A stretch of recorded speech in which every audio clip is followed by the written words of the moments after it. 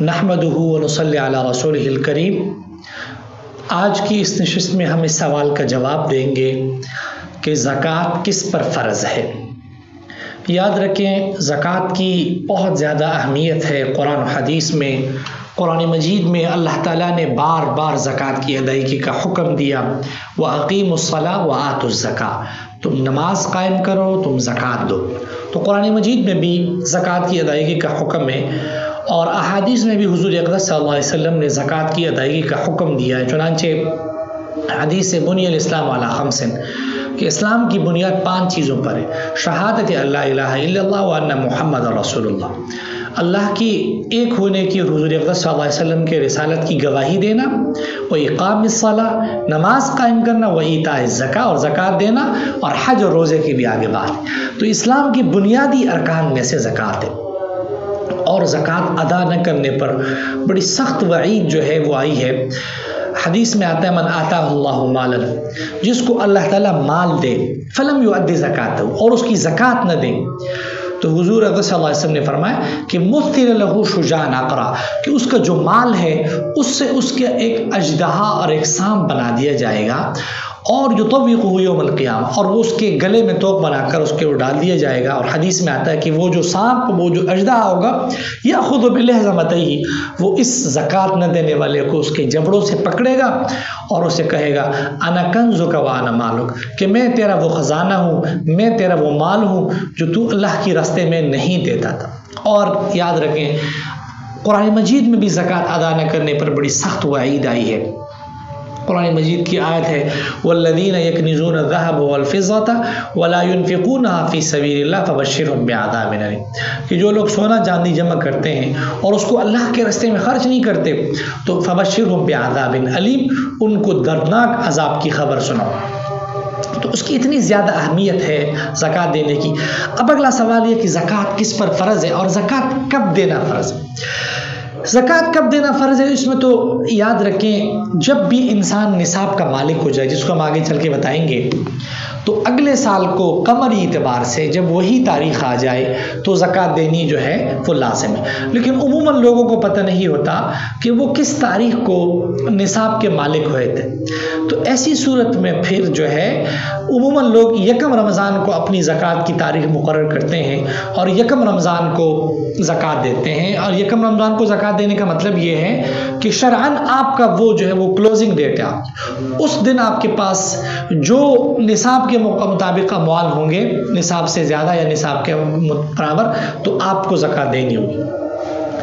अब ज़कात का निसाब क्या है, याद रखें, 2 अहादीस ज़कात के निसाब के हवाले से मिलती। एक वो हदीस जिसमें हुज़ूर अक़दस सल्लल्लाहु अलैहि वसल्लम ने 20 मिस्काल का लफ्ज़ फरमाया। 20 मिस्काल को अगर आप कन्वर्ट करें तो 7.5 तोला बनता। और दूसरी हदीस जिसमें हुज़ूर अक़दस सल्लल्लाहु अलैहि वसल्लम ने फरमाया कि लैसा फ़ीमा दूनी खम्स उवाक़िन सदक़ा, कि 5 ओक़िया जो कि 200 दिरहम बनते हैं उससे कम में ज़कात नहीं। 1 दिरहम की जो मिक़दार है वो 3.068 ग्राम बनते हैं। जब आप इसको कन्वर्ट करते हैं, ज़रब देते हैं 3.068 को 200 में, तो ये बनते हैं 612.36 ग्राम। और जब आप इसको तोले में कन्वर्ट करते हैं तो 1 तोला तकरीबन है 11.664, तो ये 52.5 तोला चांदी की मिक़दार बनती है।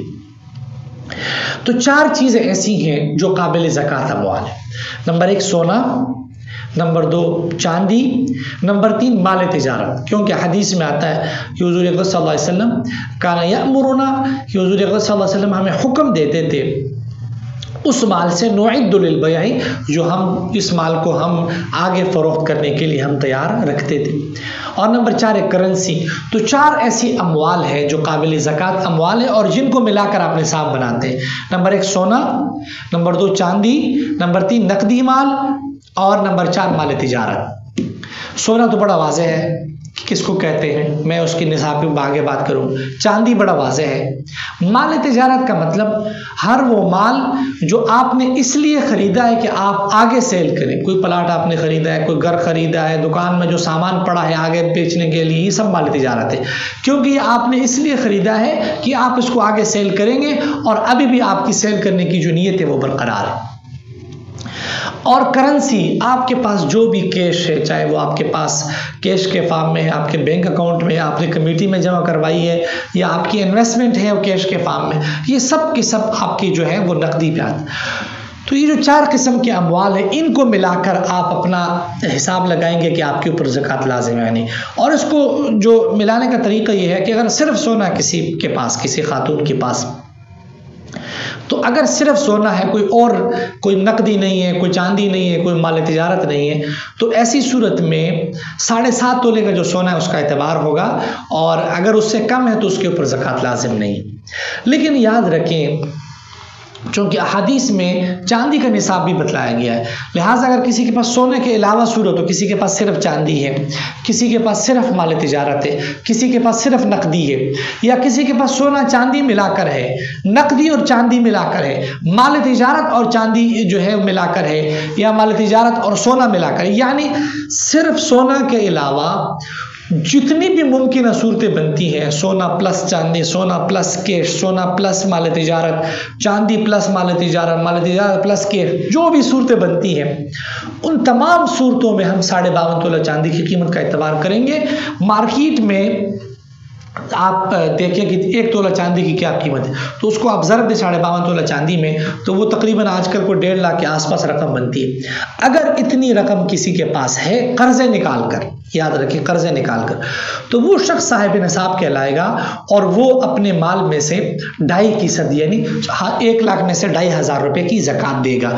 उमूमन लोगों को ये भी उलझन होती है कि जी कुछ पैसे मेरे पास रमज़ान से 2 दिन पहले आए हैं, 3 दिन पहले आए, उसका क्या होगा। याद रखें, जो निसाब का एतबार है वो साल के शुरू में और साल के आखिर में होना चाहिए।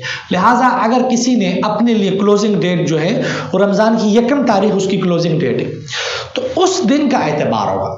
उस दिन से पहले अगर आपका करोड़ों रुपये किसी काम में चला गया तो उस पर ज़कात नहीं है।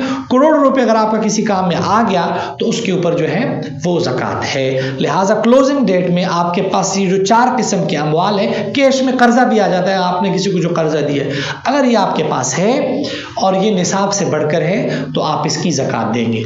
अल्लाह ताला हम सबको अमल की तौफीक नसीब फरमाए।